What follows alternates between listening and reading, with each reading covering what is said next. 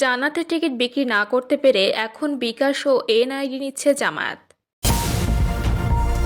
কবরে নাকি প্রশ্ন করা হবে, তুমি সেই প্রতীকে ভোট দিয়েছ? এ প্রচার দুঃখজনক। জানাবো, জাতীয় পার্টি অলরেডি মৃত, 12 তারিখ হবে তাদের জানাজা, বললেন হাসনাত আব্দুল্লাহ। চাচাকে বাবা সাজিয়ে চাকরি, সিনিয়র সহকারী সচিব মোহাম্মদ কামাল হোসেনকে সাময়িক বরখাস্ত।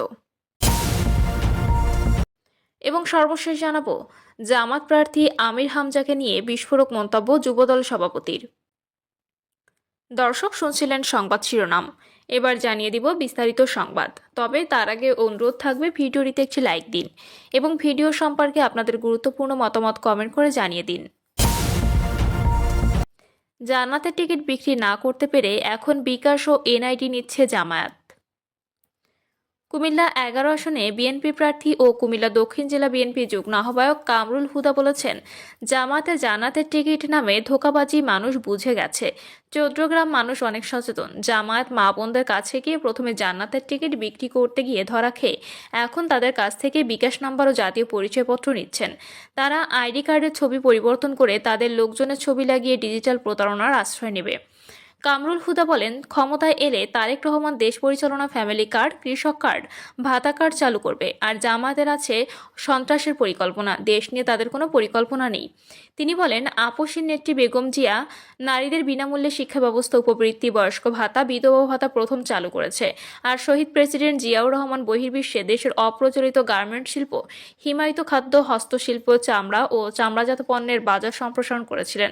তিনি বেকার সমস্যা সমাধানে বিদেশে বাংলাদেশের যুবকদের কর্মসংস্থান সৃষ্টি করেছেন। কবরে নাকি প্রশ্ন করা হবে, তুমি সেই প্রতীকে ভোট দিয়েছ? এর প্রচার দুঃখজনক। কবরে নাকি প্রশ্ন করা হবে, তুমি সেই প্রতীকে ভোট দিয়েছ? এই প্রচার দুঃখজনক বলে মন্তব্য করেছেন বিএনপির স্থায়ী কমিটির সদস্য ও নির্বাচন পরিচালনা কমিটির প্রধান নজরুল ইসলাম খান। দুপুর 12টার দিকে রাজধানীর আগারগাঁওয়ে নির্বাচন ভবনে সিইসির সঙ্গে বৈঠক শেষে তিনি এসব কথা বলেন। কোনো নির্দিষ্ট দলের নাম না করে বিএনপির এই নেতা বলেন, আমাদের ধর্মীয় বিশ্বাস, আমাদের আবেগ আহত করা হচ্ছে, অথচ এই ব্যাপারে নির্বাচন কমিশন কোনো ব্যবস্থা নিচ্ছে না। যেমন আমরা দেখেছি যে কেউ কোনো দলের পক্ষে বক্তৃতা করছেন যে কবরে 4টা প্রশ্ন করা হয়।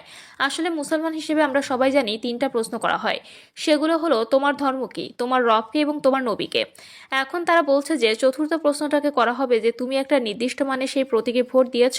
এই ব্যাপারটা হাস্যকর না? এটা আমি বলছি যে এটা খুবই দুর্ভাগ্যজনক ব্যাপার। নজরুল ইসলাম বলেন, মানুষের আবেগকে পুঁজি করে আঘাত করা হচ্ছে। বেশ কিছু বিষয় আছে যেগুলো নিয়ে আমরা ইসিতে কথা বলেছি।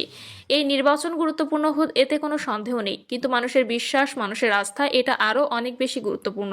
তারা বলেছে যে এ ব্যাপারে তারা দেখবে। জাতীয় পার্টি অলরেডি মৃত, 12 তারিখ হবে তাদের জানাজা, বললেন হাসনাত আব্দুল্লাহ। আগামী 12ই ফেব্রুয়ারি জাতীয় পার্টির জানাজা অনুষ্ঠিত হবে বলে জানিয়েছেন জাতীয় নাগরিক পার্টির দক্ষিণাঞ্চলের মুখ্য সংগঠক হাসনাত আব্দুল্লাহ। হাসনাত আব্দুল্লাহ বলেন, ভোটের মধ্য দিয়ে আগামী 12 তারিখ জাতীয় পার্টি আনুষ্ঠানিক দাফন সম্পন্ন করতে হবে। তারা অলরেডি মৃত, 12 তারিখ হবে তাদের জানাজা। হ্যাঁ ভোট প্রসঙ্গে তিনি বলেন, আমরা দেখেছি ওপেনে তারেক জিয়া হ্যাঁ ভোটের পক্ষে অবস্থান নিয়েছেন, নাহিদ ইসলাম হ্যাঁ ভোটের পক্ষে অবস্থান নিয়েছেন, ডক্টর শফিকুর রহমান হ্যাঁ ভোটের পক্ষে অবস্থান নিয়েছেন। বাংলাদেশের ফ্যাসিবাদ বিরোধী রাজনৈতিক দলগুলো হ্যাঁ ভোটের পক্ষে অবস্থান নিয়েছে। অত্যন্ত পরিতাপের বিষয়ে ভারতের যে রাজনৈতিক দলের বাংলাদেশ শাখা জাতীয় পার্টি না ভোটের পক্ষে অবস্থান নিয়েছে।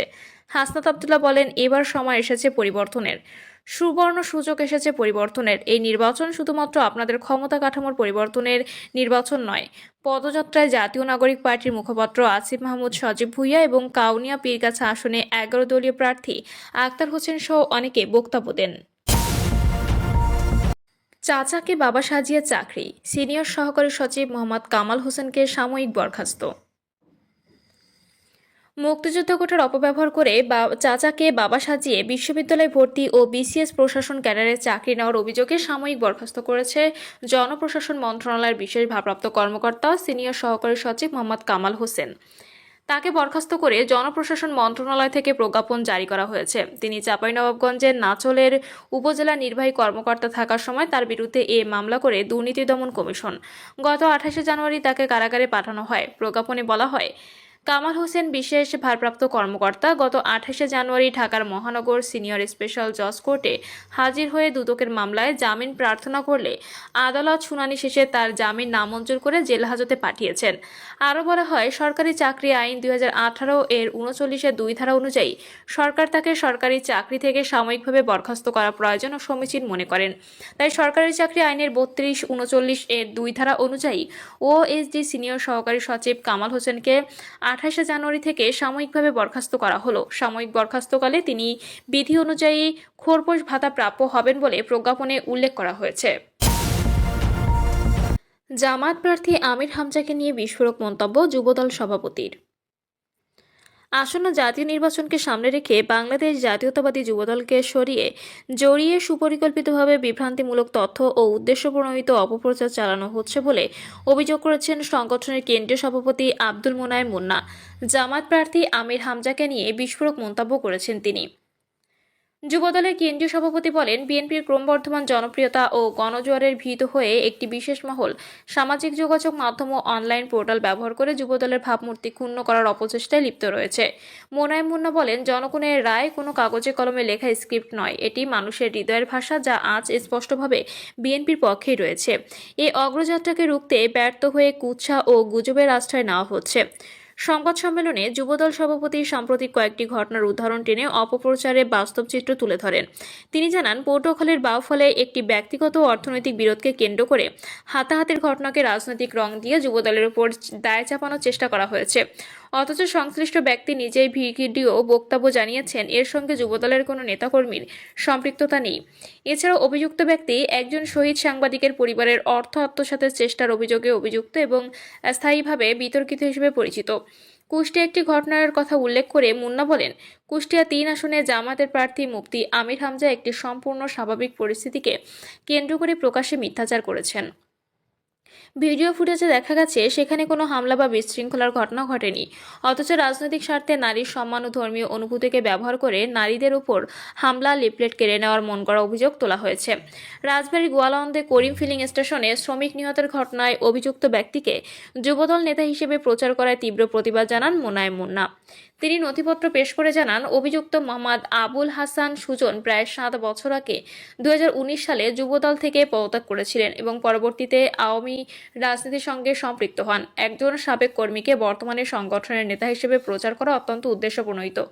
ভোলা এবং নারায়ণগঞ্জের 2টি পৃথক ঘটনায় উদাহরণ টেনে তিনি বলেন, পারিবারিক বিরোধ কিংবা হৃদযন্ত্রের ক্রিয়া বন্ধ হয়ে মৃত্যুর মতো ঘটনাকেও রাজনৈতিক তকমা দিয়ে যুবদলের নাম জড়ানো হচ্ছে। বিশেষ করে ভোলার ঘটনায় জামায়াত ইসলামীর কর্মীরা রাজনৈতিক ফায়দা লোটার চেষ্টা করছে বলে তিনি অভিযোগ করেন। নির্বাচন যত ঘনিয়ে আসছে ততই কেন যুবদলকে টার্গেট করে সাজানো নাটক ও মিথ্যা ভিডিও তৈরি করা হচ্ছে। প্রিয় দর্শক, এই ছিল এখনকার সর্বশেষ সংবাদ। আপডেট সব সংবাদ পেতে চ্যানেলটি সাবস্ক্রাইব করে বেল আইকনটি ক্লিক করে রাখুন।